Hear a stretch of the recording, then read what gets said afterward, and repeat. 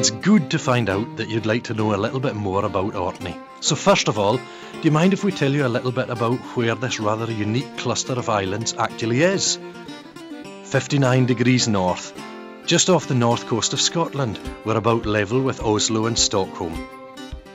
For visiting, doing business in Orkney, or if you're a resident, there are many travel options for getting to and fro.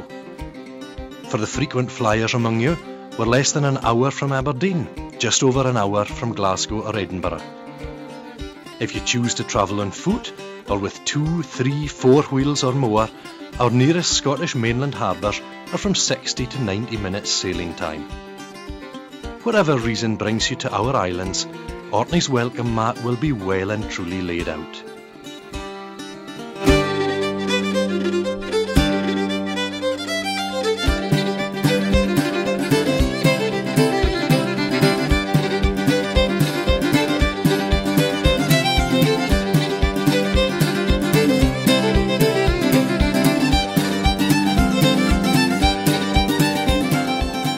Basic facts and figures first of all. The island capital, Kirkwall, a royal borough since 1486, all thanks to King James III of Scotland.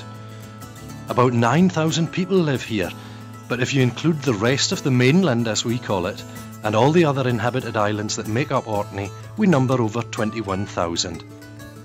People used to think that we'd be a bit behind with technology here, and even asked if we had television or phones. And as for broadband, the results are plain to see. We're very well provided for.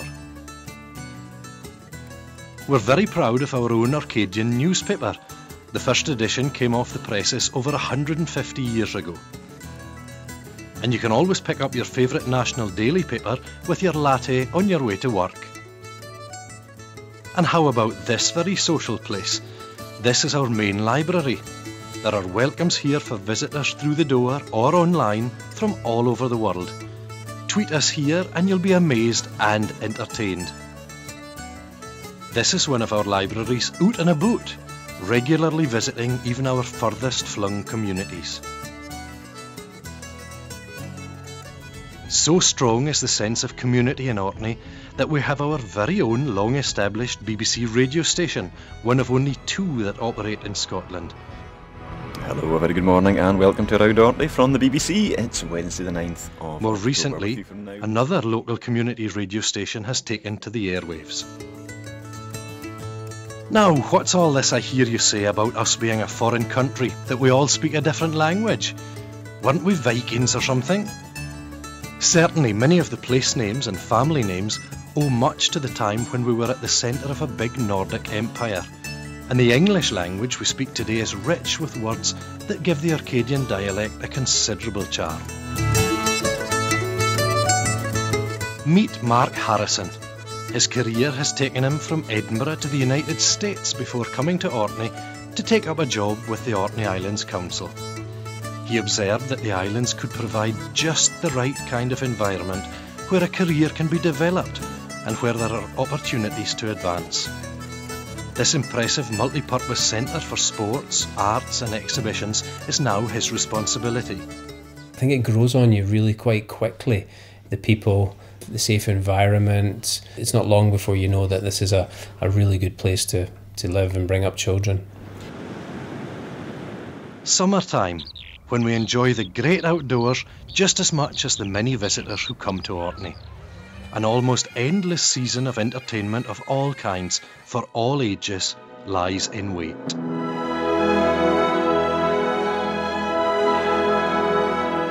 Orkney's simmer dim when the sun hardly sets. There's time even for a game of golf at midnight. In winter, when nights are long, we have the place more or less to ourselves. Orkney's sea and landscapes and star-filled dark skies are simply awesome. We would love more people to come and experience them. Farming and food production is Orkney's #1 industry. Our reputation for breeding the best livestock and caring for our natural environment is second to none. This is where we make the famous Orkney cheddar, a huge favourite all around Britain. a name that is now officially protected. It can't be made anywhere else. Orkney's natural larder is the envy of many other regions. Seafood and farmed salmon. Very distinctive Highland Park malt whisky. Dozens of artisan products. Here is a real taste of Orkney, and rewarding employment for many hundreds of people all round the islands. For the daily necessities of life, we're far from disadvantaged. We have two of the big national supermarkets, and in Kirkwall's main street something of a unique shopping experience awaits. There's real character here, shops that are individual in style as well as what they have on offer. You won't find anything like this on mainland Scotland, and it reflects another major Orkney industry. Orkney crafts have blossomed over 4 decades, promoted by a nucleus of pioneering designers and craftspeople who have passed on their inspiration to others.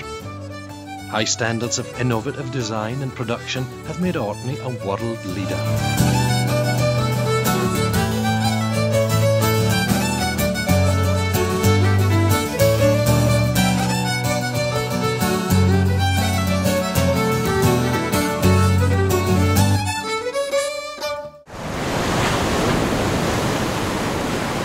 Here, at the edge of the British Isles, Orkney has become a focal point for the marine renewables industry.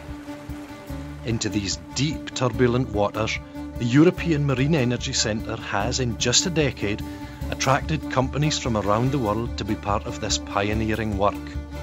It's brought hundreds of new jobs and skills, as well as a thriving service and supply industry to the islands. Bringing up a family in Orkney isn't the challenge you might think. Here you'll find we have the highest standards of education. Our schools frequently feature in the top 100 best state schools listings. It's fantastic in Orkney. I would say it's probably second to none, right from your preschool and nurseries and playgroups, all the smaller primary schools throughout. The rural areas and the Isles all have nurseries and playgroups within them. The teachers are fantastic. You can feel as if you can walk in at virtually any time, speak to a teacher if you have an issue or there's any problems within the classroom, or if your child needs additional learning support, they've got that as well, which is excellent. And then you move up to the high schools, brand new high school in Kirkwall, which has just opened 6 months ago, which is excellent. And then Stromness is the other high school facility, which is great. We're very, very lucky to be here at this present time. For Libby, I think children are able to be children for a longer period of time than they are in the cities. Hopefully there's less pressures here than there is in the cities, and children can enjoy their childhood in that sense. Hartney College provides opportunities for further education in the islands. It's one of 13 partner colleges that make up the University of the Highlands and Islands, and it delivers a wide range of higher education, degree and postgraduate learning. In addition to the traditional base of further education, the college has specialist departments that serve the growing interests in archaeology, Nordic studies, agronomy, and of course our thriving art and craft industries. Heriot-Watt University also has an Orkney campus, adding to the range of higher education opportunities. Finding a roof over your head is never an easy task, but here in Orkney there's a good network of local knowledge, an excellent base of professional services, and a wide range of housing types in the towns, as well as further afield in the country or on neighbouring islands.